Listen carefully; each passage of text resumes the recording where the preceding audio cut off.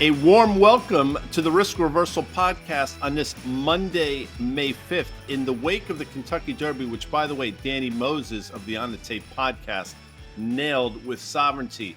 But a lot to talk about. G-Swizz here with Dan Nathan. How you doing? I'm doing great, guy. Adami, I missed you on Friday. I was traveling, and then I had a really long call for a couple hours into the close. I was not looking at the markets. It was a sea of green, but one stock, and it was one of those days, man. It really felt like a bit of a blow-off top when I'm just doing a little review of what happened. I don't know, on Friday. But a ton. Listen, I'm excited for the Fed meeting this week. We have some data, still a bunch of earnings. But before we do anything, you just said it's Monday, May 5th.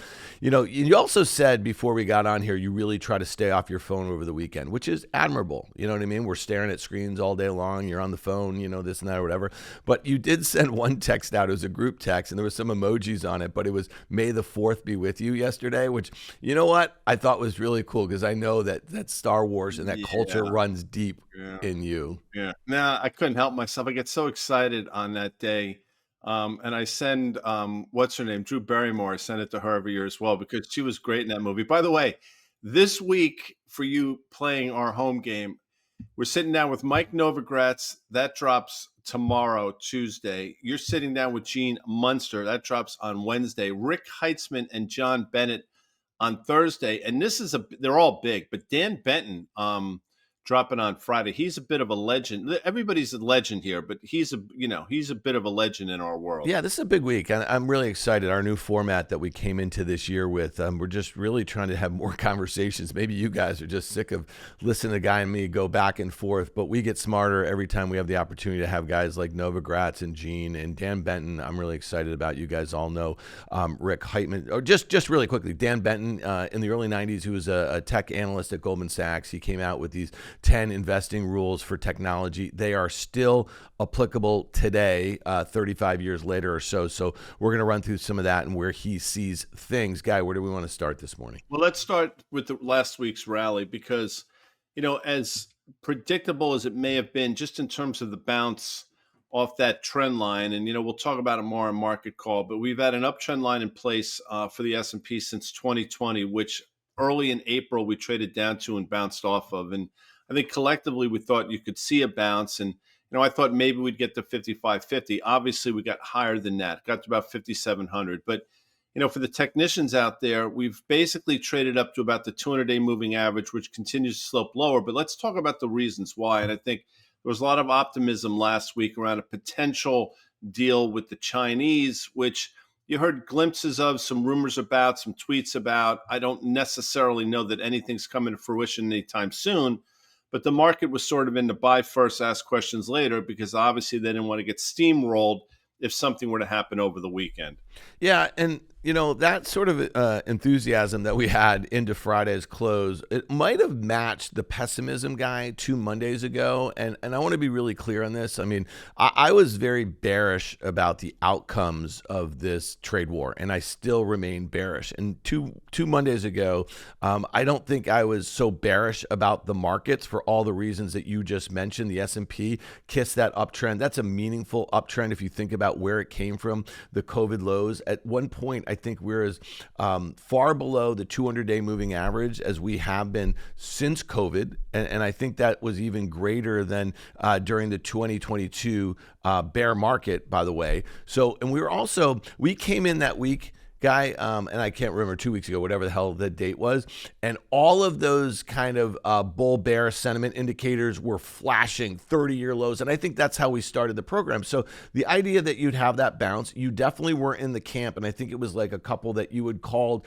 in 2022. We had a couple really, really big rallies. The first one, I think, came in June of 22, and I think it was one of those ones where people were debating, was that just another sell-off in a secular bull market? We're hearing some of the same stuff, but I guess what's different this time than 2022 is that we just didn't have this cloud of uncertainty. Yeah, we didn't know how far the Fed was going to raise interest rates, and let's be clear, they went farther than many folks suspected. We were also talking about at some point in the offing in 2023, think about that, Guy, going all the way back then, when the Fed was going to start cutting interest rates. It was starting, the Fed funds tool was starting to imply rate cuts, and then things just never happened that way because because what did you say that inflation was going to be? What was the term for that? Persistent and pesky, Yeah, or there you go. pesky and persistent. Those were the two PE words that I Yeah. used for a long time. And you know what? That's proven to be actually somewhat accurate. It has done. I mean, like, surprisingly, Guy, I know you like to be self-deprecating. Let's talk a little bit about Fed. Let's talk about the Fed. You said the market rallied 9 consecutive days into Friday's close because of hope of some sort of trade deals, and we know that that's going to be harder to achieve than maybe the president thinks, because we have to do all of these bilateral deals and then deal with China. The Chinese have been pushing back that they were not in talks. They kind of opened the door to maybe talks. I think you and I are both in agreement that, and again, we're not trade experts, we're not economists and the like, but if we go back to the playbook, from 2018, 2019, when we first put some big tariffs on China under the first Trump administration, it took 2 years to have a phase 1 deal. And I think that's really important. So what's more important to you, Guy, this week? Any progress on trade or what the Fed is likely to do? Because that's been pretty well telegraphed. Yeah, well, I think trade overrides pretty much everything, but you might get a sort of benign week on the back of that. I do think the Fed is important, and it's not necessarily what they're going to do, because I think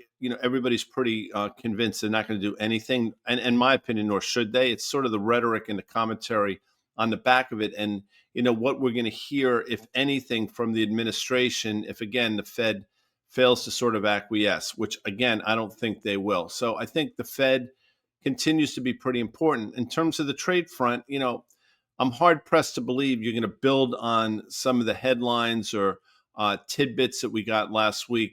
We shall see. I think this is a week that's going to be dominated by, the end of earnings season and obviously the Fed meeting on Wednesday. But also, I think it's going to be dominated by some of the things we heard over the weekend. And that's, Warren Buffett stepping down, which I don't think is a surprise at the end of the year. But I think more importantly, and this is my biggest takeaway, he continues to add to his cash position in the wake of what's been going on. So, this is obviously somebody that is still looking at things, and I don't want to compare him in any way to what I look at, but I think we're looking at things in a similar way. And that Buffett indicator, which again, the Wilshire 5000, which is all investable stocks effectively, divided by the GDP, something that traded north of 200% at its zenith, really hasn't come down all that much, Dan. You're talking about something that's still probably in the 185th percent, 185% or so.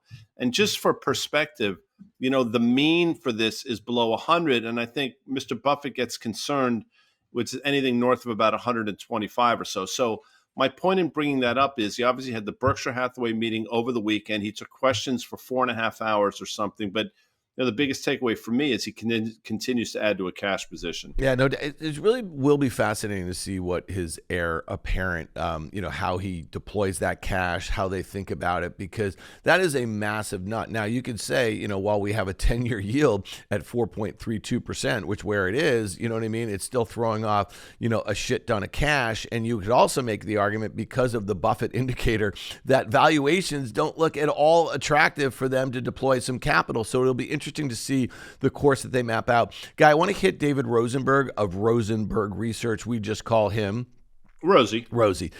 In his note this morning, it's Early Morning with Dave, which I read every day, the first thing when it comes out. Dollar weakness points against a true risk on trade. The fact that the U.S. dollar has been so weak, given that other central banks are trimming rates with the Fed on hold, is a true mystery and a non-validation of the wild risk on bounce the equity and credit markets have turned in the past 3+ weeks. I think that's interesting, right? When we think about risk on, is it like something that can build on, on strong fundamentals? We just had, we got through the bulk of S&P 500. We have, a 10-year yield that is not ripping higher. It's at the same exact spot it was a year ago. The Dixie, the U.S. dollar index, is obviously down a lot. There's a whole host of things going on geopolitically, what means for monetary policy. I mean, we just went through some of that stuff.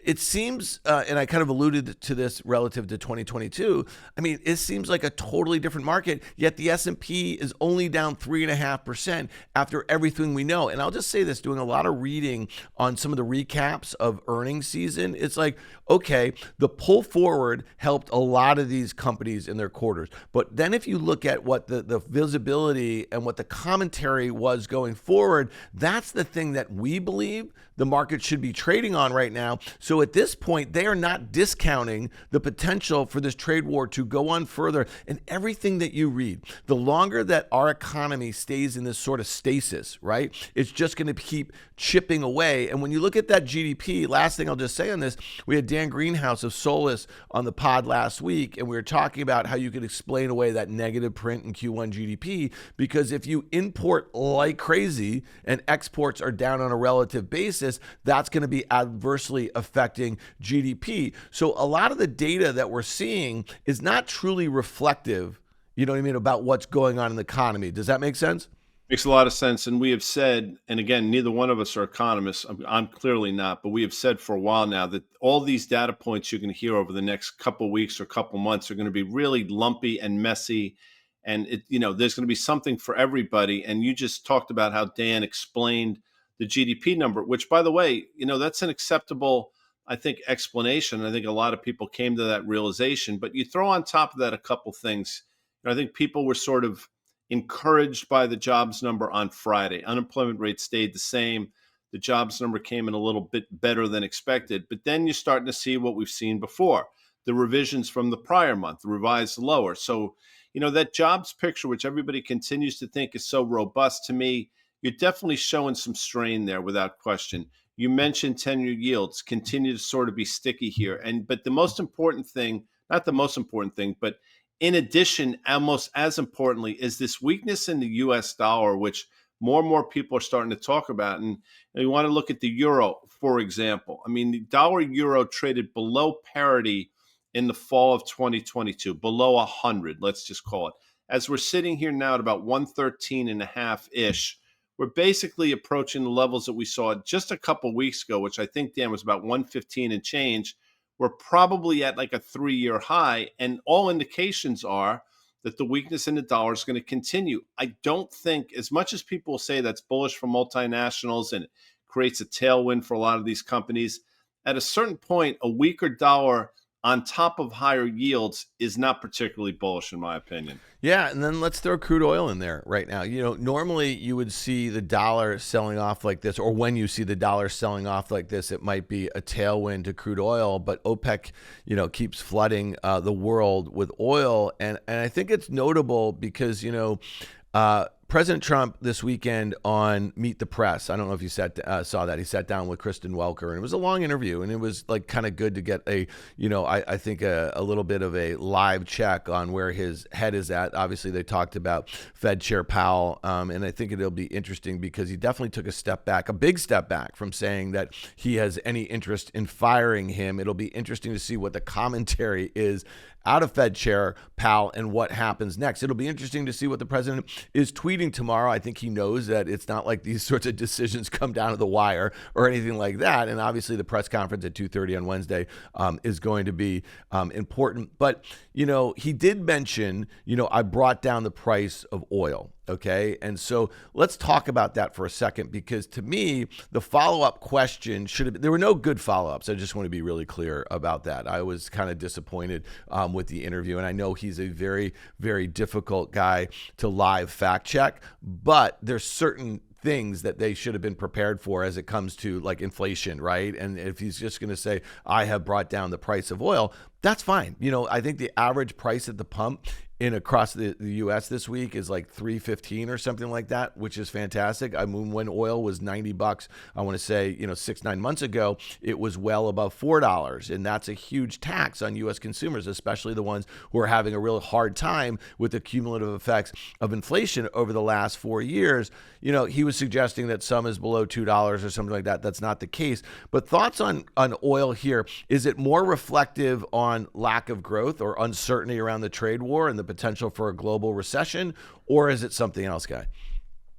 Well, I think it's exactly what you just said. I think it's this slowdown, number one, and it's also, and you can go back in time, and history is starting to repeat itself. It's sort of be careful what you wish for, because if you go to, and again, I'm not suggesting anybody did anything, but there's a reason why OPEC is, you use the term flooding the world with crude oil. This happened before, and sort of be careful what you wish for, because the crude oil price gets too much lower and it really starts to hurt some of our domestic producers. Now, the effect on gasoline is obvious. You just said it, gas prices have come down, but I would submit, unless everything is coming down in unison, food prices, shelter, all those other things, that's just sort of a sideshow to a certain extent. People might be feeling relief at the pump, but they're not feeling relief in other places. So crude oil is just sort of a one-off to me. And you get that price much lower than where it's currently trading, then you start to have some issues in terms of what does it do to our domestic producers and what does it do to states like, for example, specifically a name like Texas, which, obviously the lion's share of their economy is predicated on exactly that, the energy business. So this is a bit of a slippery slope. And remember, it was during President Trump's first administration that we saw the front month crude go to negative $40 or such a barrel. And that was a bit of an anomaly. But if you do recall, he also went back to OPEC and told them to cut production because the price was too low. So it's a slippery slope when you start to get in bed or start to play a little political game with OPEC, because those prices can do things that, as much as you want them to do, at a certain point, it's not what you want them to do. I want to go to some earnings that happened Thursday after the close, because I think this one is important, guy. Of all the mega cap tech stocks, Apple was down nearly 4%. And I think this company kind of encapsulates all the potential risks for U.S. multinationals. Like, to your point, forget the dollar, forget yields, that sort of thing. Here's a company that put up good numbers because of a pull forward. Consumers were going out, they were buying phones. And we know this. We've been talking about this for years. Maybe 200 million iPhones here in the U.S. or something like that need to be refreshed because they're 3 to 4 years old, that sort of thing. So the prospect of you needing a new iPhone and then waiting and maybe having to pay $2,500 for a $1,000 iPhone, not particularly palatable. But the stock sold off because of Chinese demand. Now, we've been talking about China for Apple for a long time. It's been like a mid to high teens contributor, I think, on a revenue front, and it was a really big part of their growth story. We also know manufacturing and obviously access to workers there through Foxconn and the like. But when I look at this stock, guy, it never even sniffed its 200-day moving average on the upside. We're not going to get into the technicals. We'll do more of that on the market call. But it is interesting, almost to the penny, the NASDAQ 100 touched its 200-day moving average. So if you think things overshot to the downside a few weeks ago, they might have overshot to the upside. And, that 200-day moving average going back to, after the bear market kind of, we didn't know was bottoming in late 2022, but that served as massive support on the way up. It was just this 45-degree angle, and the NDX never breached it. And then when it broke it back in late March, it went from, I want to say, 20,000 to where we are right now, down to, 17,000, almost in a straight line. So it's rebounded. It's done a V reversal there, but in Apple, still well below its 200-day moving average. So I would submit, to use your expression, if you are looking to maybe put shorts out, or you're looking to take some profits in some names that you don't feel comfortable about because of the potential for a protracted trade war, Apple has to be tops on that list because the relative I agree with weakness. that. And it is a bit of a paradigm shift in terms of the 200-day moving average providing support for so long when Apple would trade off, and now, to your point, it's providing resistance when Apple bounces. So things have changed, and we'll get into this in market call, as you said, but a lot of these stocks, it's obviously happened in the broader market in terms of the death cross that everybody's talking about, the 50-day moving average crossing down through the 200-day. It's also happened in a bunch of individual names as well, which is something, quite frankly, we haven't seen in quite some time. So I'm of the belief that, as violent as these rallies are, and I want to be crystal clear, this last couple days definitely surprised me a little bit. I didn't think we'd get as extended as we are. But the worm has turned, I think, in terms of the market and how the setup is. And now I think it's more rallies being sold than dips being bought. And I'll add to this, just last thing for me before we sort of move on.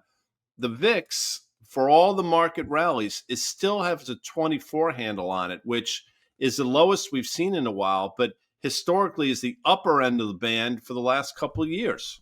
Yeah, and I would couple that with the 10-year U.S. Treasury yield, like those two things. Now, we don't really chart the VIX, but if you look at, it had spent a week above almost 40. I mean, it spent like 4 trading days or something like that. So here we are now. It's making a series of higher lows, off of those levels from March where it seemed to be kind of melting aside. And, I did just say in the same breath, that the 10-year yield is nearly exactly the same spot it was a year ago, but we are up from what, 3.9? Where did we get as low as A in little lower than that, I April? think. But no, your point's well taken. That was on the back of, if you remember, I mean, some of the growth scares that were taking place, and you saw that huge rally in the TLT, and probably a lot of it was predicated, is the word I love to use, on the back that the stock market was getting throttled as well. So there was this, flight to perceived quality, but that's sort of worn off as well. And I think it's important to watch.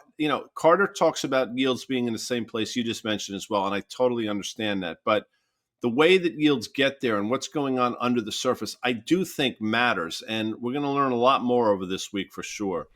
Yeah, and then here's one thing, it just like we talked about the change in sentiment. So we went from, the trade war being really bad, the potential for a recession, increasing dramatically. We had Torsten Slok of Apollo, who we really appreciate his work because he usually is non-consensus relative to, most of the strategists on Wall Street, and he was, suggesting there's a 90% probability of a recession at some point by mid-year, maybe Q3. If by the end of Q3, if we didn't have a lot of clarity, specifically, I think, as it relates to China. I mean, if you look at all the data, and this is not anecdotal by any means, but just go to Perplexity or ChatGPT and, kind of, noodle around a little bit on, ships leaving China and what that means for our rails or the lack thereof. If these ships are not full with goods, then, these longshoremen are going to get laid off. I mean, like, think about that. They're going to get furloughed. They're going to get laid off. What does that mean for rails? What does it mean for truckers? What does it mean for, the folks who make, what is it, pallets? Pallets, you know what I mean? Like all that sort of, I mean, the list goes on. And then, this goes back, I think, a week and a half ago. Wasn't it the CEOs of Walmart, Target, some other big retailers were going into the White House and they were basically saying, hey, listen, Mr. President and, financial team, in about 3 to 6 months, we will have maybe a third less of the product on our shelves, and it's going to make COVID look like that's sort of like a walk in the park a little bit. And that's how some of the tune has changed, not based on what some of these other countries are saying, but really about what a lot of our CEOs are saying about their industries, which it seems like they are unanimous in their opposition to a protracted trade war. Yep. And listen, they have things at stake here, and I don't think they're incorrect, but it's worth noting. And by the way, everything you just talked about, Stuart Sopp brought the same points up on the Risk Reversal podcast that dropped on Friday. He talked about trucking being a leading indicator, and all the indications that he's got and all the people that he's talked to suggest, and he has the data to back it up, by the way, that things are slowing down in a pretty meaningful way. So it's all happening. And as much as I think, listen, the market is what it is in terms of how it will react to things, but the lag effect around what you just talked about, things don't just turn on a dime. You don't just put that faucet right back on. It takes time. And the longer this is protracted, again, something you just said, I think the worse it gets and the more it's going to impact the back half of this year. And, I saw highlights of that Kristen Welker interview, and again, some things are said, I don't want to say tongue in cheek, but off the cuff. And, one of the comments was, well, maybe you don't need $30, maybe you need only a couple, and those types of things. So if you listen to some of the commentary, the same way if you listen to some of the commentary in March, there's sort of a setup for temper expectations. It's going to take some time to get through this.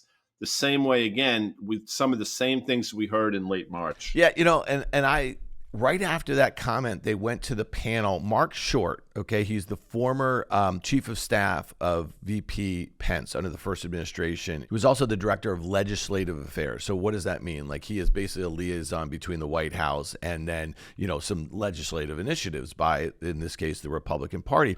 And he almost immediately, Guy, I don't know, he said that whole let them eat cake thing, which you and I had kind of been hinting to, that, that whole Besant thing about the American dream. This is part of this whole narrative, right? Is not cheap flat screen TVs from China. 90%, and this is not bullshit, 90% of the toys that are sold here in America are made in China.